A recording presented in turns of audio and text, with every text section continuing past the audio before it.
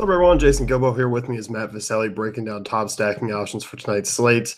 Got 11 games. There's a lot of good spots to kind of go with tonight. I mean, we do have some expensive pitching options, but there's also a couple of guys. I mean, if you want to, stack a Washington or stack an LA, I mean, there's cheap pitching to kind of do that with as well. Yeah, nice slate tonight. 11 games. Real excited to see how ownership works out just with all these different teams on the board. So let's start here with one of the teams we like with Colorado. Yeah, Colorado, obviously a team that we usually don't target on the road, but just Nicolino, I mean, one of the worst pitchers in baseball, one of the worst pitchers on the slate.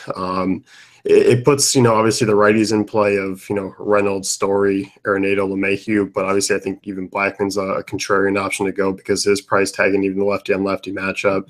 I think it's a contrarian one tonight, a good GPP stack. Yeah, I like Lucroy tonight too. Throw him in that catcher spot. And dude, Gerardo Parra has just been tearing it up lately. So, like you said with Blackman, could just be another area where you go lefty on lefty here. Be interesting to see where this what happens with this lineup. This would be a great spot for Desmond if he wasn't out. Yeah, it definitely would. I mean, and you look, Nicolino, small sample size this year, but 43 WOBA to lefties, 373 WOBA to righties.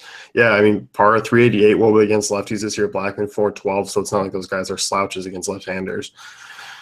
Yeah, I think you can go a lot of different ways here. I think you stay away from Cargo though. He's just been too gold this year. Yeah, he's a guy. I think I'll only ever take chances on at home, and even that's a stretch right now. Yeah. So. Yeah, I like them. I have no problem with them. I really like the righties, but like you said, if you can have the money for Blackman, let's do it. Let's go to the next one, Kansas City. Yeah, I mean, James Shields, this one's going to be an obvious one. They're cheap. I mean, no one's over 4,500 on DraftKings. I mean, you're going to get a pretty good bargain. I don't even mind kind of punting with some of those back end guys like a Brandon Moss or Alex Gordon, even if you're kind of paying up on the hill to get some salary relief too. Yeah, I mean, who are you looking at here? Probably Hosmer, Moose, Kane for sure, and then maybe throwing in like Melky and somebody else, or just Melky, maybe four-man. Yeah, I think Maybe so. Witt. I like a Merrifield leading off there. I think you go with the front five. I mean, Moustakas, I know he hit the 2 homers last night. But yeah, I mean, Melky's nicely priced. Hosmer's nicely priced. Kane is one of the guys I can give or take on just because he's not a huge home run guy. But, I mean, he can definitely have a multi-hit game and throw up a steal as well. Yeah, definitely. I just don't understand some of the pricing. I just don't know how any of them are not over 4,500. Yeah, I mean, Hosmer was like 52 the other day against, I forgot who it was, and then we get this matchup where, obviously the lefties against Shields. I mean, he's allowing a 447 WOBA to lefties this year. And you just look at some of the pitching, if you don't go, Martinez or Nola, for example, and you maybe you go Ryu or Lester, and you go all the way down to maybe Manaya, who's very cheap, or some of these guys shouldn't be in there. You plug in that Royal stack. I'm just looking at it right now. You're gonna give yourself, some one-offs that are in the 4,000s. Like that's great. Yeah, I mean, I just think they're probably the best value stack or points per dollar stack on the night. Yeah. So, who do we like now? We gotta go Cubs, man. I mean, on the road Yeah. against Arizona. I mean, obviously the ballpark's a huge factor. Corbin's a guy who's just I like to pick on him quite a bit. He's either on or he's off, and like you said, they had 10 hits off Corbin last time out against him in Chicago. This is just a lineup. I mean, really, even Rizzo and Bryant are value plays tonight. Yeah, actually, if you plug in, like, assuming that you're going to plug in Rizzo, Bryant, let's just say Hap, he's been playing well, Baez, and then we'll probably Almora or Ben Zobrist or maybe John Jay leads off. You plug in one of those guys, they cost around the same or even a few $100s less than that Royal stack, which is insane.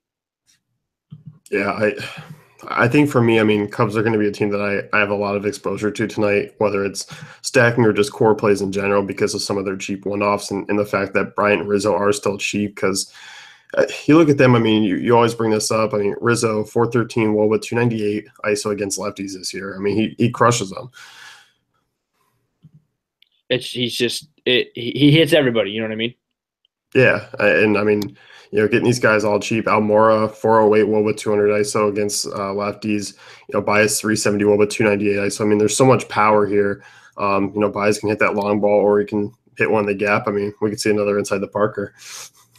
Yeah, especially this ballpark. Yeah, I just think they have a lot of upside. I don't know, maybe not a bunch of stolen base upside, but I just think, you can look at them later in the night and they could have, 11, 12 runs and they could be like, dang, I missed that.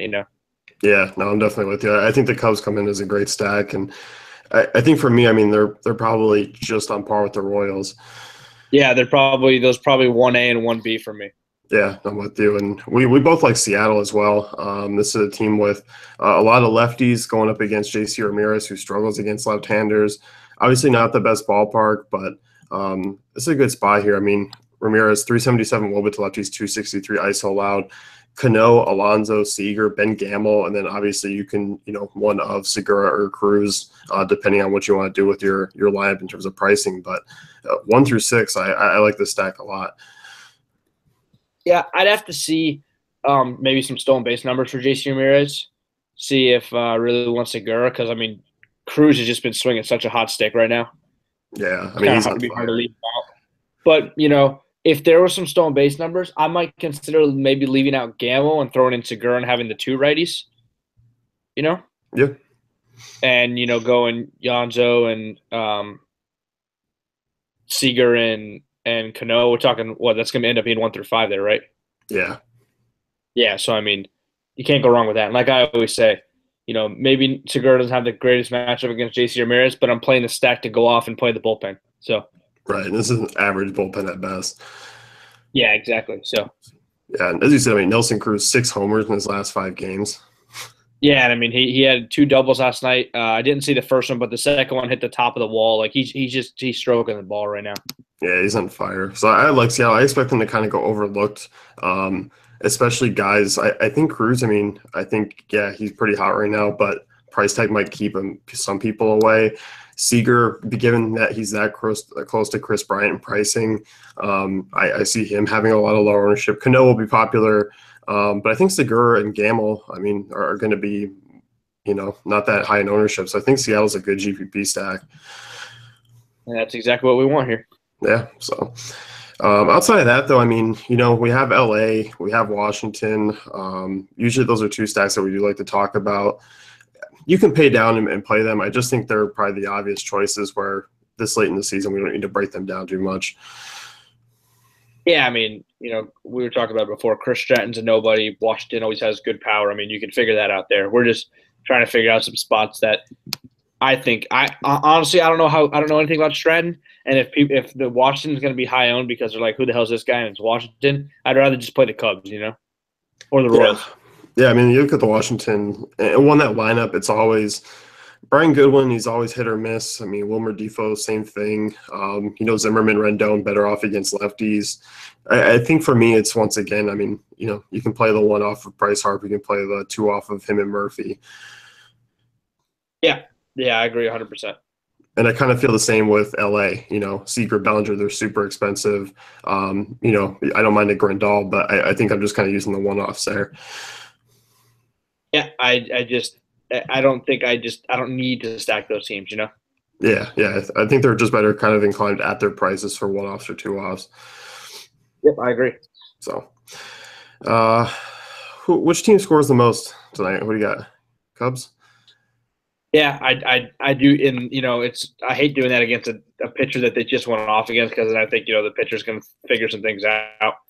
But you never know with Corbin, and I see them. It's actually I'm going to say a tie. I think 2 teams put up exactly 10 runs tonight. It's the Cubs and the Royals. Yeah, I think both those teams are in such good spots and such good ballparks. Yeah, I was going to say Royals. I think they're a team that just goes off tonight. Yeah. So let's wrap it up with us. You can head over to DaveFantasyCafe.com, check out our great tools and content.